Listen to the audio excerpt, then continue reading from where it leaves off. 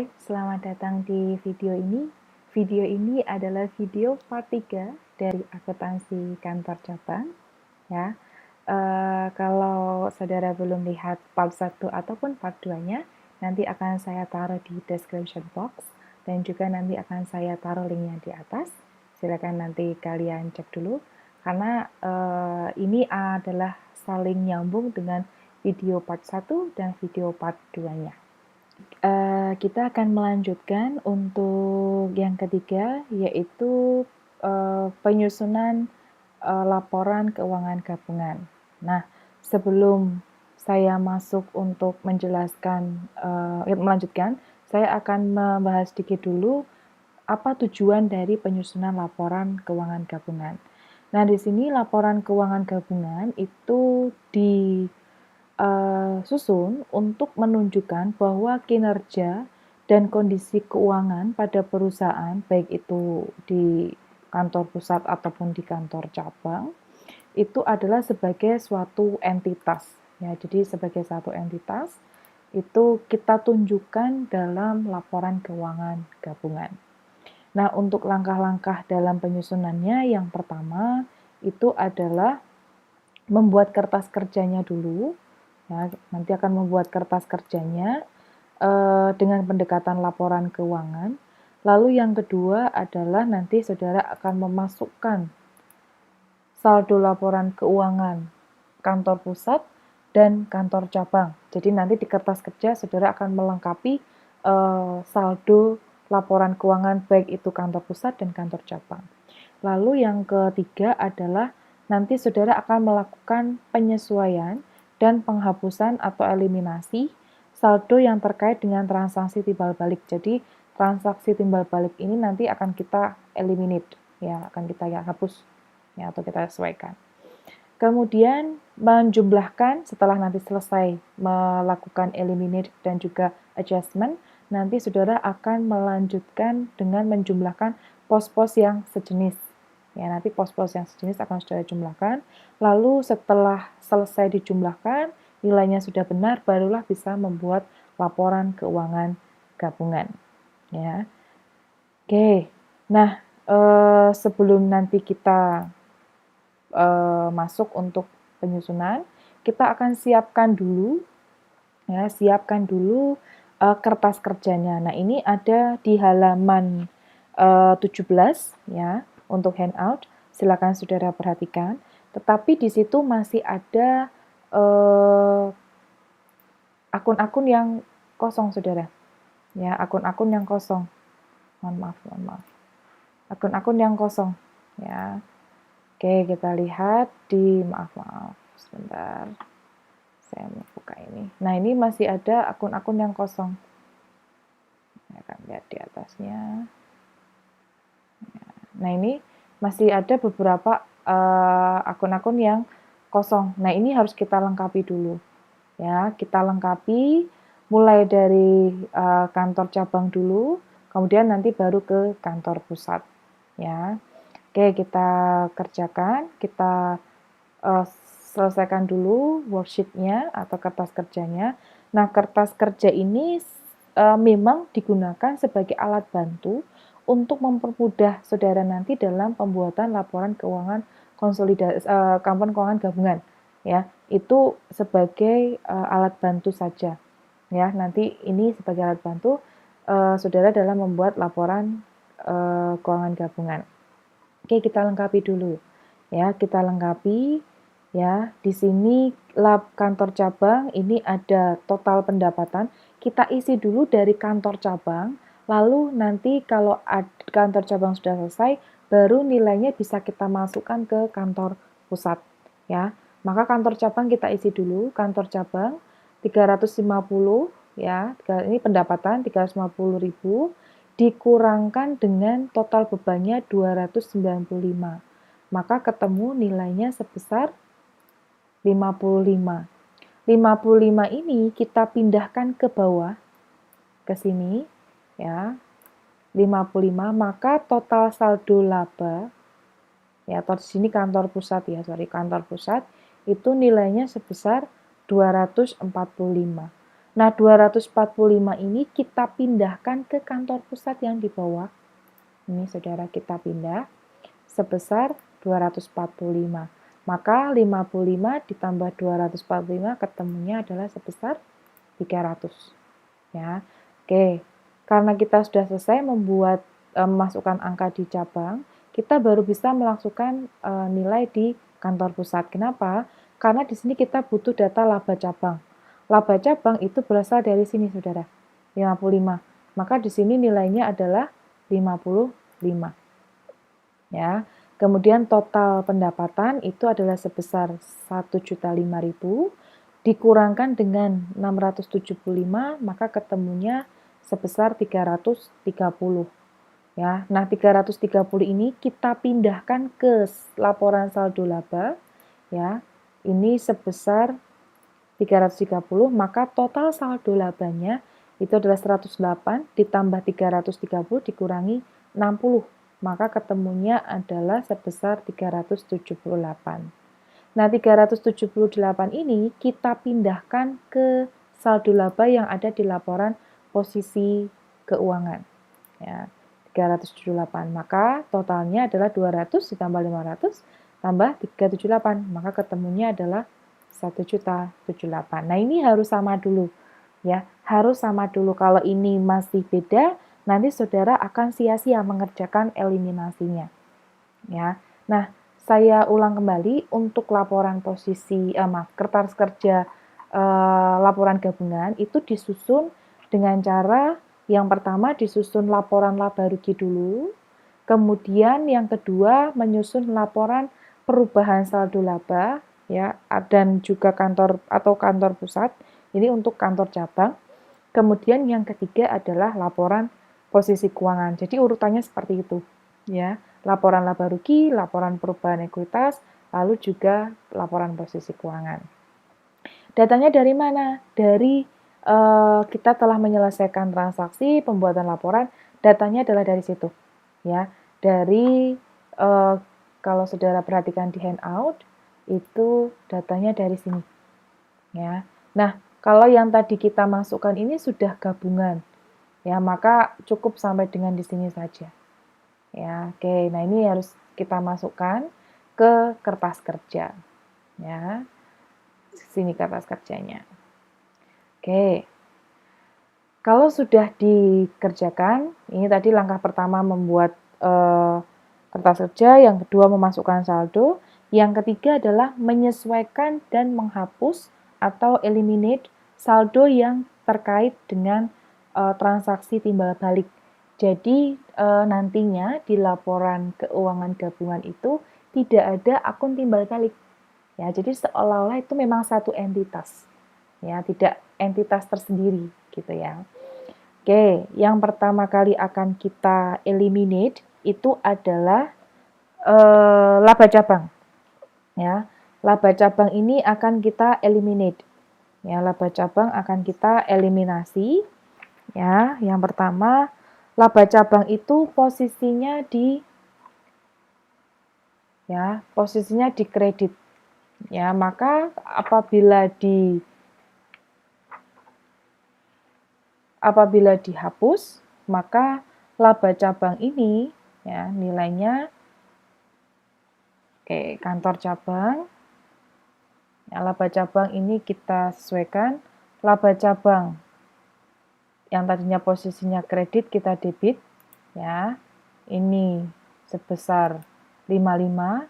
Lalu kita sesuaikan dengan kantor cabang. Ya, kantor cabang di sini ya, kita kurangkan sebesar 55.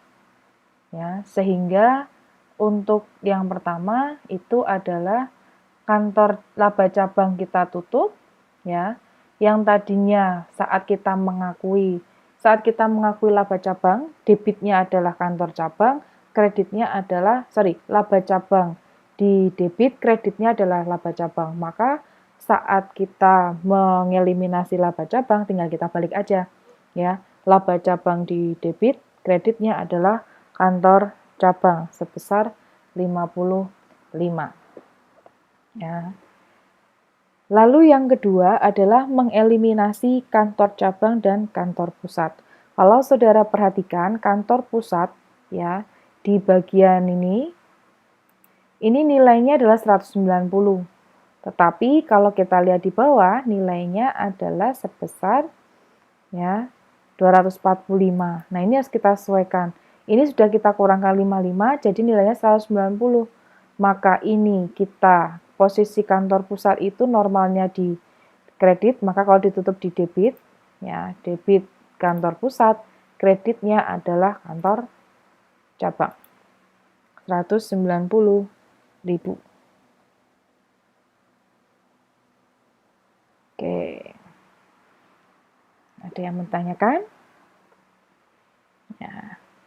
Kalau tidak, saya akan lanjut ke C, yaitu adalah mengeliminasi laba belum direalisasi persediaan awal di kantor cabang. Di awal tadi ada persediaan barang dagang yang berasal dari kantor pusat di cabang sebesar 60.000. Ya, berarti 60.000 ini dicatat terlalu tinggi 25%. Nah, ini harus kita sesuaikan. Ya, 25%. Maka kita catat ya, tadi 25 per 125 dikali 60.000, maka ketemu 12.000. Nah, ini harus kita keluarkan. Ya, harus kita keluarkan dari persediaan barang dagang. Ya, persediaan barang dagang yang di mana? Yang di atas. Ya, yang di sini harus kita keluarkan. Jadi persediaan barang dagang awal ini dicatat terlalu tinggi. Maka ini kita kurangkan. Ya, persediaan barang dagang awal kita kurangkan. Kredit, ya, ini dia debit, di sini kredit dikurangkan. Debitnya apa? Kita catat laba belum direalisasinya, kita kurangkan 12.000. Yang sebelumnya di laporan posisi keuangan ada 12.000, kita catat. Ya.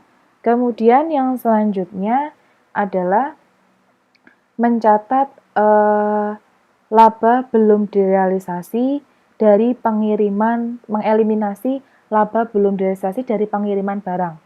Ya, pengiriman barang itu tadi ya pengiriman barang ya, ini pengiriman barang ya. Ada di dalam laporan laba rugi itu pengiriman barang dari cabang dan dari pusat. Nah, di sini dari pusat itu ada 25% di atas cost-nya. Maka ini harus kita keluarkan 25%-nya. Maka di sini tadi untuk laba belum direalisasi adalah 30.000. 120 dikali 25%. Ya. Maka di sini kalau kita kurangkan ya karena dia dari posisinya di kalau bertambah pengiriman barang dari pusat itu di debit, kalau berkurang berarti di kredit sebesar 30.000 ya. Kemudian untuk laba belum direalisasi yang ada di laporan posisi keuangan kita kurangkan 30.000. Ya, kita debit 30.000. Itu untuk yang keempat. Ya, yang selanjutnya adalah eliminasi untuk pengiriman barang. Eliminasi untuk pengiriman barang ini setelah dieliminasi laba belum direalisasi, maka nilai dari pengiriman barang dari pusat sama besarnya dengan pengiriman barang dari cabang. Ke cabang. Ya, ini nggak boleh kebalik. Maaf, saya sering kebalik. Jadi pengiriman barang ke cabang ini nilainya sudah sama dengan pengiriman barang dari pusat. Nah, ini tinggal kita balik saja, ya. Jadi yang pengiriman barang dari pusat itu tadi posisinya debit, kalau berkurang berarti di kredit, ya. Kemudian pengiriman barang dari ke cabang itu posisinya kredit, kalau ditutup berarti di debit.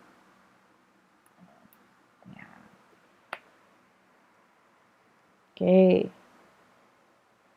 Lalu kita akan mencatat eliminasi barang belum direalisasi di persediaan akhir kantor cabang. Nah, jadi tadi di kantor cabang itu ada persediaan akhir yang berasal dari pusat sebesar 75.000. Nah, ini harus kita sesuaikan, kita kurangkan 25%-nya ya. Maka persediaan barang ya yang ada di laporan laba rugi dengan yang ada di laporan posisi keuangan ini nilainya terlalu tinggi 25%, maka harus kita kurangkan ya. Maka kalau yang ada di laporan laporan laba rugi ya, persediaan barang dagang akhir ini posisi normalnya itu ada di kredit ya. Nah, ini logikanya adalah ya bahwa ya barang tersedia untuk dijual itu nanti akan dikurangkan dengan persediaan barang dagang akhir. Maka persediaan barang dagang akhir yang ada di laporan laba rugi itu posisi normalnya ada di kredit. Maka kalau berkurang, posisi normalnya ada di kalau posisi normalnya di kredit, maka kalau berkurang posisinya di debit sebesar 15.000, lalu kita kurangkan juga di persediaan barang dagang laporan posisi keuangan, kita kredit 15.000. Ya. Oke, sampai sini ada yang mau ditanyakan tidak terkait dengan eliminasi? Ya, jadi ini adalah beberapa penyesuaian dan juga eliminate untuk akun-akun timbal balik. Ya, jadi akun-akun timbal balik ini tidak boleh ada lagi ketika kalian menyusun laporan keuangan gabungan. Jadi nggak boleh ada. Ya, oke. Nah, setelah selesai, kita jumlahkan dulu debit kreditnya. Ya, debit kreditnya supaya kita tahu untuk penjumlahan kita tidak salah. Ya, oke. Kalau sudah, saudara akan jumlahkan ke kanan, ya, yang pos-pos sejenis. Berarti ini penjualan, ini ditambah ini, ya, maka ketemu nilainya 1.300.000. Kemudian laba cabang, ini dikurangkan berarti sudah 0. Kemudian ini bukan ditambah dengan ini ya saudara, karena ini total pendapatan. Maka ini turun ke bawah. Jadi ini adalah total ke bawah. Jadi ada yang boleh dijumlahkan ke samping, ada yang dijumlahkan menurut rumus ke bawah. Ya. Jadi ini adalah 1.300.000. Kemudian kita masuk ke persediaan barang dagang, ini kita samping ke samping ya, 210 ditambah 100 dikurangi 12.000, maka ketemu nilainya 298. Ini juga sama kita jumlahkan ke samping. Ya. Ini sudah 0 ya. Maka ini juga kita ke samping ya. Totalnya minus 315, baru BPP ini kita total ke bawah. Berarti 298 ditambah 740 dikurangi 315. Bukan 520 tambah 230. Bukan. Ini tetap rumus ke bawah. Ya. Maka ini ketemu nilainya 723. Lalu untuk macam-macam beban, ini total ke samping saja. Ya. Maka untuk macam-macam beban, ini bukan ke samping ya, tapi ini dijumlahkan dengan ini. Ya, maka ketemu nilainya 943. Lalu untuk laba bersih itu bukan juga ke samping, tapi 1.300.000 dikurangkan dengan 943. Maka ketemu nilainya 357. Ya, nah ini kita masukkan 108. Ya, sama. Lalu ini kita pindah ke laba bersih di bawah. Ya, kita pindahkan. Ya, maka ini dividen kita kurangkan. Dividen, maka totalnya adalah sebesar 405. Ya, 405. Kemudian ini ke samping semua, ini semua ke samping. Ya, semua ke samping. Maaf, semua ke samping. Kemudian untuk ini 0 ya, 0. Kemudian totalnya ke bawah, ya, jangan ke samping, tapi ke bawah. Maka ini ketemu 1.160. Kemudian utang dagang ini sampai bawah. Nah, untuk saldo laba ini nilainya dari ini 405. Ini kita pindah ke bawah, ya, 405. Maka totalnya adalah 255 tambah 500 tambah 405. Ketemunya adalah sebesar 1.160.000. Ya. Oke, jadi cara menjumlahkannya ada yang boleh ke kanan, ya, pos-pos sejenis, ada yang memang rumus itu tidak boleh dijumlahkan ke samping, tetapi harus dari perhitungan di atasnya, ya, di kolom-kolom di atasnya. Jadi tidak bisa dari samping. Oke, untuk kertas kerja ada yang ingin ditanyakan tidak? Oke, kalau tidak, saudara bisa melengkapi halaman 18 untuk dalam bentuk jurnal, bagaimana kita mengeliminasi. Sebenarnya kalau untuk eliminasi ini, itu tidak ada jurnalnya. Justru jurnal itu dibuat berdasarkan dari kertas kerja. Maka kita harus tahu dulu konsep pengisian kertas kerjanya. Ya. Nah, jadi untuk eliminasi dalam bentuk jurnal ini, itu tinggal saudara pindah saja dari kertas kerja ke dalam bentuk jurnal. Contohnya, yang pertama itu adalah ya eliminasi laba cabang. Maka kita lihat di kertas kerja eliminasi laba cabang. Debitnya adalah laba cabang, kreditnya adalah kantor cabang. Maka tinggal kita pindah ke eliminasi. Ya, debitnya kantor cabang, debitnya laba cabang, kreditnya adalah kantor cabang. Nah, ini untuk eliminasi itu dasarnya dari kertas kerja. Yang kedua adalah eliminasi akun kantor cabang, berarti tinggal kita balik aja tadi sama. Ya, kantor cabang itu adalah ini, ya, dia posisi normalnya debit, ketika ditutup berarti di kredit. Ya, tinggal kita balik. Maka debitnya adalah kantor pusat, kreditnya adalah kantor cabang. Kemudian penyesuaian persediaan, ini berarti pencatatan persediaan awal itu terlalu tinggi, kita sesuaikan, berarti debitnya adalah ya, laba belum direalisasi, kreditnya adalah persediaan barang dagang awal. Kemudian penyesuaian pengiriman barang, ini adalah laba belum direalisasi, kita debit, kreditnya adalah pengiriman barang dari pusat sebesar 30.000. Nah, ini dasarnya adalah dari kertas kerja, saudara. Tinggal kita pindah. Jadi kalau kertas kerjanya keliru, eliminasinya juga dalam bentuk jurnal juga pasti akan keliru. Ya. Lalu pengeliminasi akun, pengiriman barang, ini kita tutup. Ya, kemudian penyesuaian persediaan akhir, ini untuk laba belum direalisasi, berarti pencatatan persediaan yang persediaan barang dagang yang ada di laporan posisi keuangan itu bicara terlalu tinggi, dan juga di laporan laba rugi juga terlalu tinggi. Nah, ini harus kita sesuaikan, kita kurangkan 25%. Ya, maka ini debitnya adalah persediaan barang dagang. Ya, debitnya adalah persediaan barang dagang akhir, kreditnya adalah persediaan barang dagang yang ada di laporan laba rugi. Laporan posisi keuangan. Ya, jadi ini yang ada di laporan. Ini ada di Ini ada di laporan laba rugi.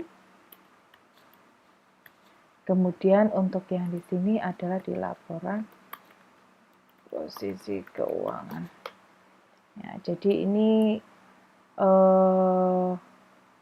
ada di laporan laba rugi dan juga di laporan posisi keuangan. Oke, untuk eliminasi ya, penyusunan kertas kerja ini tahapnya. Ya. Oke, apakah ada yang ingin ditanyakan? Ya. Kemudian kalau nggak ada, untuk laporan keuangan gabungan itu sudah dibuatkan di handout. Ya, di handout itu sudah ada. Nah, ini adalah laporan keuangan gabungannya. Jadi setelah kertas kerjanya selesai, lalu dibuatkan laporan keuangan gabungan, laporan keuangan gabungan, dasarnya itu adalah dari kertas kerja yang telah kita buat, yang ada di posisi sebelah kanan. Ini yang kita buat. Ya. Oke, jadi dasarnya untuk yang ada di halaman 18 itu adalah dari kertas kerjanya. Oke, untuk poin 3 dan 4 sudah terjawab ya. Jadi untuk transaksi di atas kos itu sudah selesai. Nah, untuk selanjutnya adalah materi terkait dengan rekonsiliasi akun timbal balik. Nah, untuk rekonsiliasi akun timbal balik ini adalah suatu kegiatan yang memang dilakukan untuk menyamakan akun kantor cabang dengan akun kantor pusat. Nah, di sini yang perlu kita garis bawahi adalah akun kantor cabang itu harus sama dengan akun kantor pusat, ya. Jadi ini tidak boleh nanti angkanya berbeda. Ya, ini harus sama. Kemudian yang kedua adalah akun pengiriman barang dari kantor pusat ini tidak harus selalu sama dengan akun pengiriman barang ke kantor cabang. Ya, karena apa? Seperti yang sudah dicontohkan sebelumnya, bisa jadi ada nilai berapa persen di atas kosnya, gitu ya. Jadi tidak harus selalu sama. Oke, kita akan langsung saja masuk ke dalam contoh ya. Tanggal 31 Desember 2018, saldo akun kantor pusat berjumlah 1.200.000 saldo kredit. Sedang saldo akun kantor cabang itu nilainya 1 juta saldo debit. Perbedaan ini terjadi karena hal sebagai berikut. Yang pertama, ya, kantor cabang belum menerima dan mencatat pengiriman barang dari kantor pusat sebesar 100.000. Yang kedua, kantor cabang belum mencatat pembebanan biaya iklan sebesar 100.000. Lalu yang ketiga, kantor pusat belum menerima dan mencatat pengiriman kas dari kantor cabang. Lalu yang keempat adalah kantor pusat juga belum mencatat pengakuan laba dari kantor cabang. Nah, ini berarti sebenarnya hanya kita perlu menyesuaikan atau mencatat beberapa transaksi yang memang belum tercatat saja. Jadi kita harus ada penyamaan akun ya dengan cara menyesuaikan atau merekonsiliasi ya untuk akun-akun timbal balik.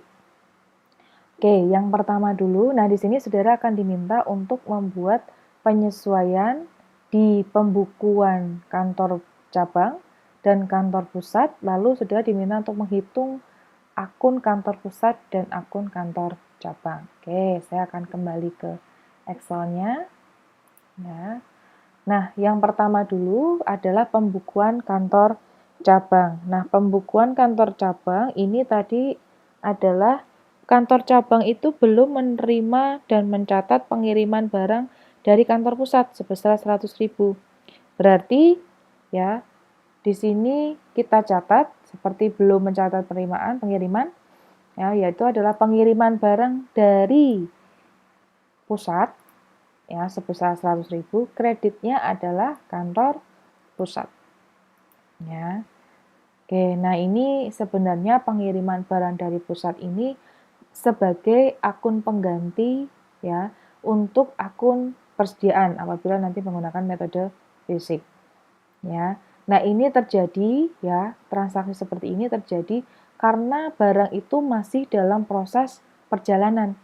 Sehingga kantor pusat itu sudah catat, tetapi kantor cabang itu belum mencatat. Ya. Kemudian yang kedua itu adalah kantor cabang belum mencatat pembebanan biaya iklan dari kantor pusat. Ya. Berarti untuk transaksi ini ya, di sini kantor pusat itu sudah catat, tetapi kantor cabang itu belum catat ya. Maka untuk pembebanan itu adalah ya beban beban iklan, ya, beban iklan kreditnya adalah kantor pusat. Ya. Jadi kantor pusat ini nanti akan dikredit. Tapi kalau misalnya saudara pengen lihat pembukuan dari kantor pusat, itu seperti ini saudara. Jadi saat, ini untuk yang poin ini ya, saat pembayaran, ya, tapi ini di luar konteks ya, jadi yang dicatat itu yang ini. Saat pembayaran itu jurnalnya adalah beban iklan, ya, kreditnya adalah kas. Ya, beban iklan, kreditnya adalah kas sebesar 100.000. Ya, ini sama, sebesar 100.000. Nah, kemudian yang selanjutnya adalah dibebankan ke kantor cabang. Maka setelah melakukan pembayaran, lalu dicatatlah pembebanannya. Ya, saat pembebanan itu adalah debitnya kantor cabang ya, sebesar 100.000. Lalu di sini kreditnya itu adalah beban iklan sebesar 100.000. Ya. Jadi begini jurnalnya. Maka saat kantor pusat sudah catat, tetapi kantor cabangnya belum mencatat. Ya, oke. Tapi ini bisa saja terjadi. Oke. Ya. Selanjutnya untuk yang C, kantor pusat ya belum menerima dan mencatat pengiriman kas dari cabang. Jadi cabang udah catat ya, tetapi dari kantor pusat itu belum mencatat atau mungkin belum menerima ya. Maka debitnya itu adalah kas karena dia menerima kas ya. Kemudian kreditnya adalah kantor cabang. Ya. Oke, kemudian yang D ya, kantor pusat juga belum mencatat pengakuan laba dari kantor cabang ya. Di sini kantor pusatnya belum catat laba. Ya, maka debitnya adalah, karena ini laba berarti debitnya adalah kantor cabang, kreditnya adalah laba cabang. Ya, laba cabang. Ya, laba cabang. Ini merupakan pendapatan bagi kantor pusat. Ya. Nah, kalau sudah kita jurnal seperti ini, ya, apa penyebab-penyebab perbedaannya? Baru setelah itu kita diminta untuk menghitung nilai dari kantor pusat, nilai dari saldo akun kantor pusat, dan juga akun kantor cabang. Oke, kita lihat kantor pusat dulu. Kantor pusat itu punya saldo awal ya yang ada di saldo 31 Desember. Kantor pusat itu nilainya adalah 1.200.000 di sisi kredit ya. Maka 1.200.000 ditambah 100 ditambah 100 ya. Maka ketemunya adalah ya sebesar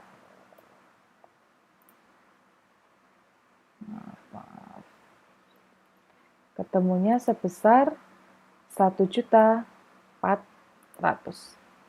Oke, kita lihat di kantor cabang juga nilai saldonya adalah 1 juta.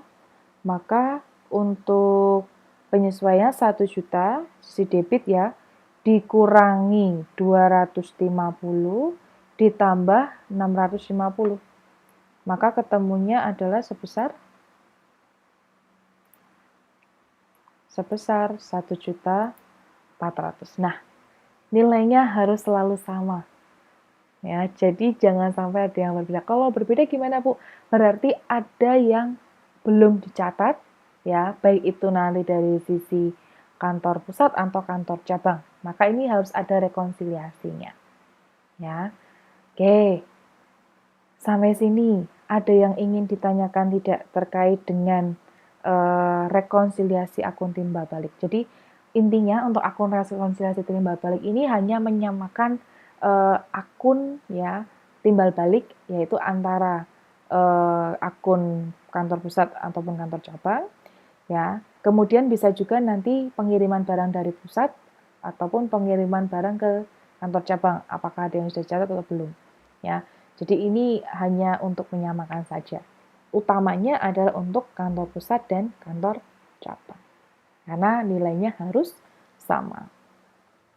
Oke, ada yang ingin ditanyakan terkait dengan rekonsiliasi akun timbal balik?